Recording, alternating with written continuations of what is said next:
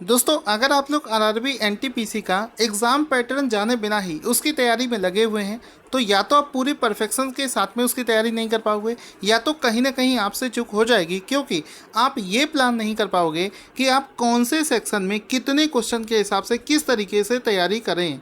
तो यहाँ पर आज की इस वीडियो में हम लोग डिस्कस करेंगे आरआरबी एनटीपीसी के पूरे एग्ज़ाम पैटर्न के बारे में। जैसा कि आप सभी को पता है, हाल ही में रेलवेज़ ने आरआरबी एनटीपीसी की जो एग्ज़ाम डेट्स हैं उसको अनाउंस कर दिया है।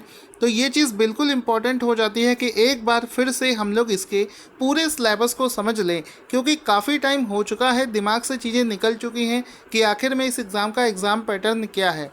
हो सकता है बहुत सारे लोगों की तैयारी अच्छी चल रही हो, लेकिन एग्ज़ाम पैटर्न को रिवाइज़ करना प्लानिंग के पॉइंट ऑफ व्यू से बहुत इंपॉर्टेंट हो जाता है। तो शुरू करते हैं। सबसे पहली चीज़ तो हम लोग ये समझते हैं कि जितनी भी वैकेंसीज़ निकली हुई हैं, इसमें से दो प्रकार की वैकेंसीज़ हैं। कुछ लोगों ने जिन लोगों ने 10+2 कर रखा है उनकी वैकेंसी से उसमें 5 प्रकार की पोस्ट है, और जिन लोगों ने ग्रेजुएशन कर रखा था उनके लिए कुल मिलाकर 8 कैटेगरीज़ की पोस्ट है। तो यहाँ पर कुल मिलाकर 8 ये और 5 पहले की, यानी कि 13 प्रकार की पोस्ट हैं। तो इन 13 प्रकार की पोस्ट के लिए एग्ज़ाम पैटर्न अलग अलग होगा, सेम होगा। पूरा कन्फ्यूज़न इस वीडियो में आपका दूर हो जाएगा। तो पहले तो हमें ये समझना है कि इस एग्ज़ाम में, चाहे वो आप किसी भी पोस्ट के लिए हो, कितनी स्टेज हो सकते हैं। तो यहाँ पर देखिए, टोटल 4 स्टेज हो सकती हैं। पहले तो होगा कंप्यूटर बेस्ड टेस्ट 1, जिसको CBT 1 के नाम से जाना जाता है। सबसे पहले आपको ये देना पड़ेगा, यानी कि इसके लिए आप जोरदार तरीके से तैयारी करना शुरू कर दो। दूसरा है आपका, जो लोग CBT 1 पास हो जाएंगे उनको CBT 2 देना पड़ेगा, और उसके बाद में हो सकता है आपका डायरेक्ट डॉक्यूमेंट वेरिफिकेशन हो जाए और आपकी जॉब लग जाएगी, या फिर कुछ विशेष प्रकार की पोस्ट हैं जिनमें आपको टाइपिंग टेस्ट और कंप्यूटर बेस्ड एप्टीट्यूड टेस्ट भी देना पड़ सकता है। ये जो तीसरा स्टेज है, ये सभी कैटेगरीज़ के लिए नहीं है। कुछ ऐसी कैटेगरीज़ हैं जिसमें टाइपिंग टेस्ट भी आपको देना पड़ सकता है। अदरवाइज़ ज़्यादातर पोस्ट में स्टेज 1, 2 और डॉक्यूमेंट वेरिफिकेशन, मेडिकल एग्जामिनेशन, और उसके बाद में आपका फाइनल सिलेक्शन हो जाएगा। तो कन्फ्यूज़न को थोड़ा सा और दूर करते हैं। यहाँ पर आप समझ गए कि कितनी स्टेज में ये टेस्ट होगा।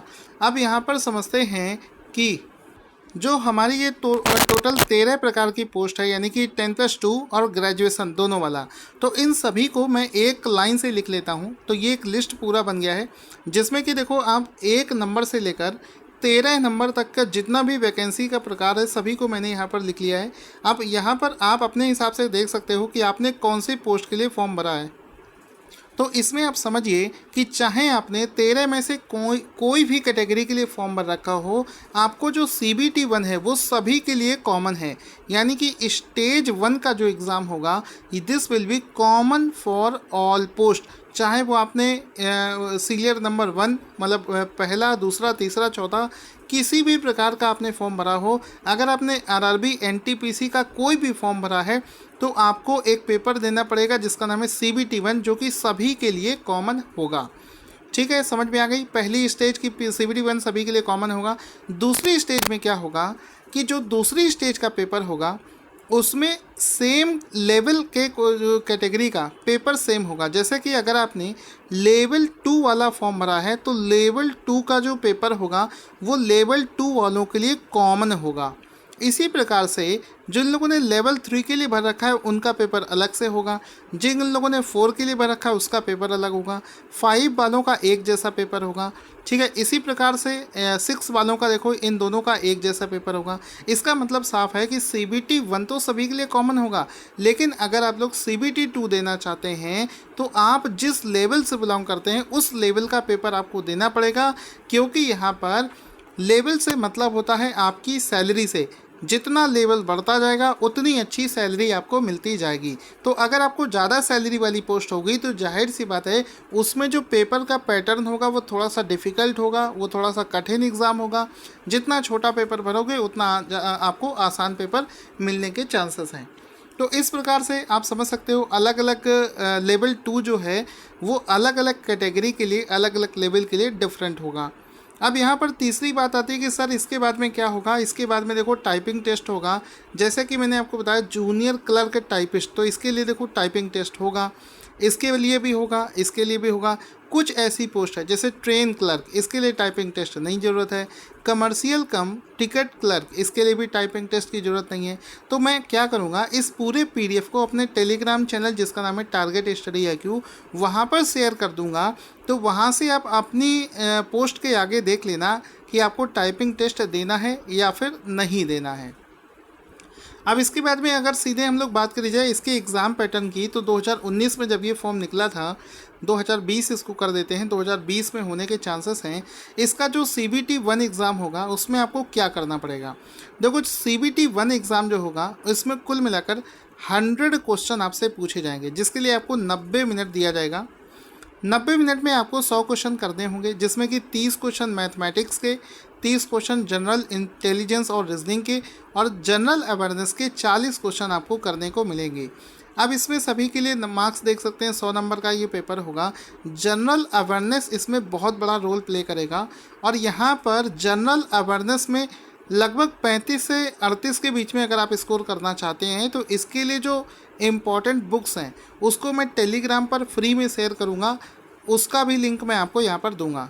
तो एक बहुत कॉमन सी चीज़ बहुत ज़्यादा पूछी जाती है कि सर क्या इस एग्ज़ाम में नेगेटिव मार्किंग होगा। तो आपको बता दूं कि गलत क्वेश्चन आपको बिल्कुल भी नहीं करना है, क्योंकि इसमें जो नेगेटिव मार्किंग होगा वो 1/3 नेगेटिव मार्किंग होगा। हर 3 क्वेश्चन गलत करने पर आपका 1 नंबर काट लिया जाएगा। तो इससे आपको बचकर रहना है, जितना आपको आता हो सिर्फ उतना ही तैयार करके आप जाएंगे। इसी प्रकार से जो लोग CBT 1 को क्वालिफाई कर लेंगे उनको CBT 2 देने का मौका मिलेगा, और CBT 2 में आपसे मैथ के 35, रीजनिंग के 35 और जनरल अवेयरनेस के 50 क्वेश्चन मिलेंगे, जिसके लिए आपको 90 मिनट दिया जाएगा, और 120 क्वेश्चन आपको वहां पर अटेम्प्ट करने होंगे। तो सिलेबस दोनों का सेम है, CBT 1 और CBT 2 का। बस आपको यहाँ पर मैंने आपको बताया कि क्वेश्चन का लेवल आपका बढ़ता जाएगा। और यहाँ पर मैं आपको बताना चाहूँगा कि आप इसके लिए जो बुक्स हैं, जैसे कि मैथ का बुक हो गया, आपका रीजनिंग का बुक हो गया, साथ ही साथ में आपका जो जनरल अवेयरनेस की बुक हो गई, ये सभी बुक्स को मैं अपने टेलीग्राम चैनल पर शेयर कर दूंगा। टेलीग्राम चैनल को ज्वाइन कैसे करना है आपको बता चुका हूँ कि या तो टेलीग्राम आपके पास पहले से है तो आप सर्च कर सकते हैं, टारगेट स्टडी IQ नाम से मेरा चैनल है, उसको सर्च करके आप उसको डाउनलोड कर सकते हैं। या फिर दूसरा तरीका है कि प्ले स्टोर से गूगल ऐप को डाउनलोड करें, वहाँ से आप मेरे चैनल को सर्च करें, टारगेट स्टडी IQ नाम से चैनल मिलेगा, उसको ज्वाइन करें। वहीं पर मैं आपको इसका नोट्स भी प्रदान कर दूँगा।